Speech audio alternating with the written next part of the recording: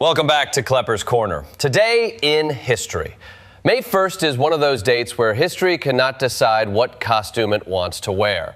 It shows up carrying flowers, a labor union sign, a postage stamp, a spy plane, a royal decree, and possibly a cabbage. It is springtime, but also empire time, worker uprising time, and occasionally, please stop lying on national radio while the bunker is actively on fire time. So today we are looking at a date that proves civilization is basically a maypole dance performed next to a legal document, a military invasion, and a poorly supervised industrial machine. Segment 1 and Springtime, Cabbages, and the original office party with consequences. Before May 1st became a day for labor marches, political speeches, and governments trying to rebrand worker solidarity as Loyalty Day, it was first about spring, fertility, and ancient people begging the weather not to murder them. The Romans celebrated Floralia, honoring Flora, goddess of blossoms, vegetation, and the kind of seasonal optimism that makes humans say, maybe this year the crops won't fail and the goats won't become a financial liability. It was not exactly a quiet church picnic. The festival had theatrical performances, flowers, feasting, courtesans, and enough symbolic rabbits, goats, and beans to make a modern event planner quietly resign.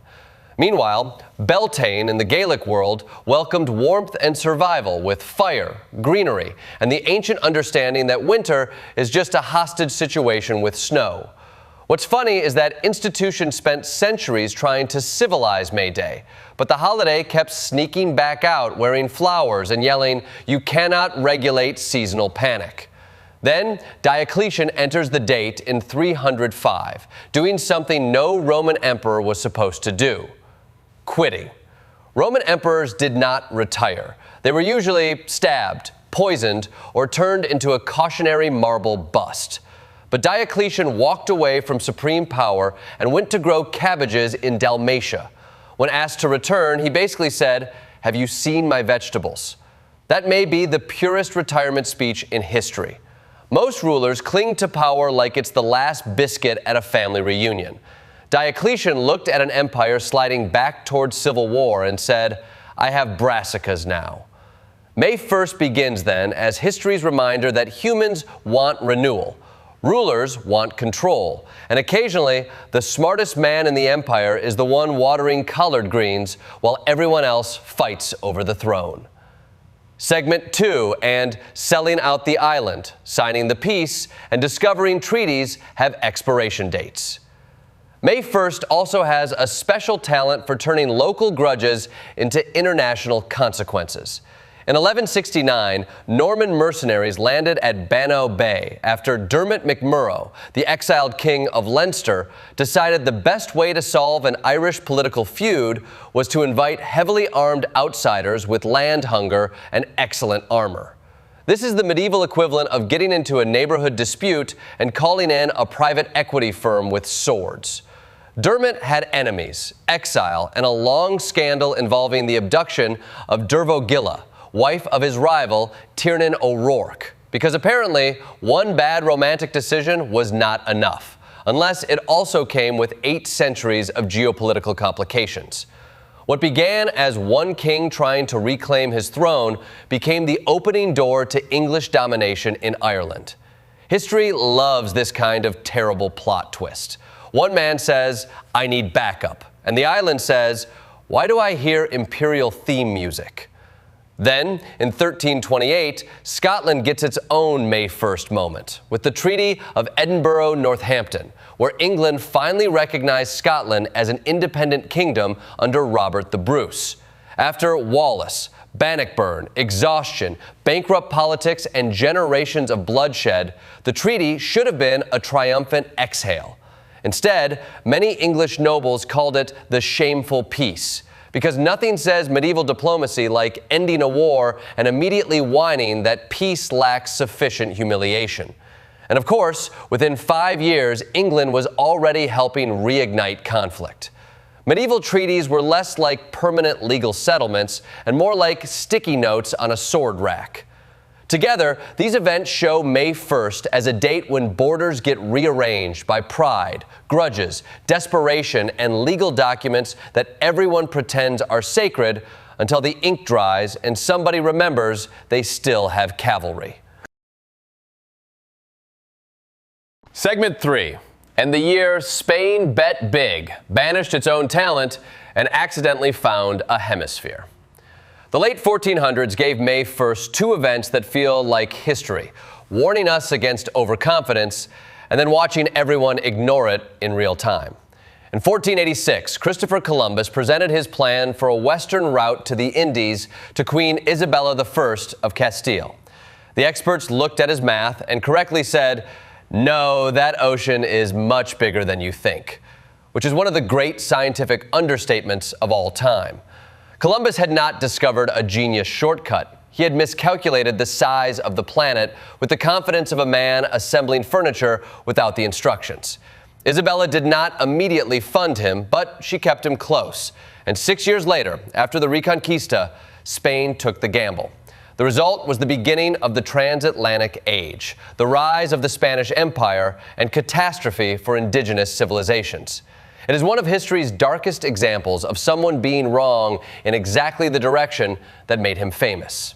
Then, also tied to May 1st, in 1492, the Edict of Expulsion was proclaimed in Castile, forcing Jewish residents to convert or leave, while forbidding them from taking gold, silver, or minted money.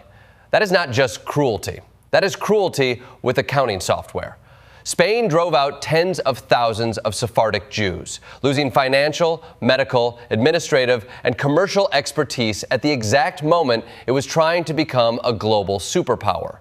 The Ottoman Sultan Bayezid II reportedly mocked Ferdinand for impoverishing his own kingdom while enriching the Ottomans, which is basically the 15th century version of saying, "Thank you for your terrible economic policy. We'll take the doctors." These events belong together because Spain was simultaneously looking outward for wealth and inward for purity. And history has very little patience for nations that confuse religious uniformity with strength. May 1st reminds us that empires often begin with ambition, but they decline faster when they start mistaking their own citizens for contaminants. Segment 4. And London riots, British Union, and the empire's favorite hobby, calling pressure a partnership. By 1517, May Day in London had gone from spring celebration to nativist riot, because apparently even flowers are not safe when economic resentment needs a scapegoat. Evil May Day broke out when apprentices and young workers, angry about jobs, trade, and foreign competition, attacked immigrant communities in Tudor London. The word at the time was strangers, which sounds almost quaint until you remember it was being used right before windows got smashed. The riot showed how quickly real economic pain can be redirected into xenophobia, especially when powerful merchants find it convenient to let desperate young men blame foreigners instead of the people actually controlling the marketplace. Henry VIII responded with executions and public terror. Then, dramatic pardons, because Tudor kings liked their mercy theatrical and their punishments educational. Shakespeare's later connection through Sir Thomas More gave the riot an eerie afterlife, asking Londoners to imagine themselves as refugees. It is a speech history keeps needing, because apparently every century thinks it invented panic about immigrants. Then, May 1st, 1707, gives us the Acts of Union, forming the Kingdom of Great Britain by merging England and Scotland into one state. Officially, it was union.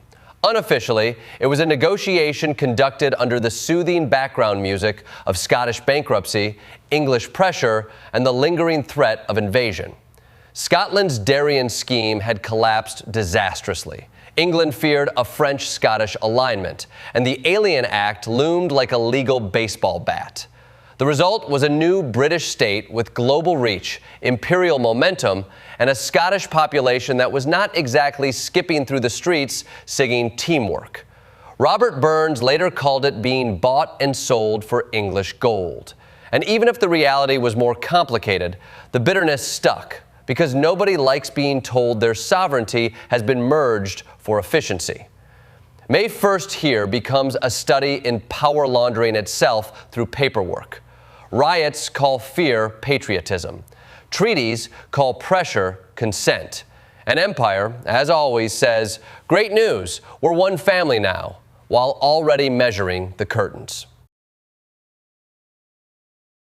Segment 5, and stamps, glass palaces, Wild West myths, and workers discovering the boss can count to 8.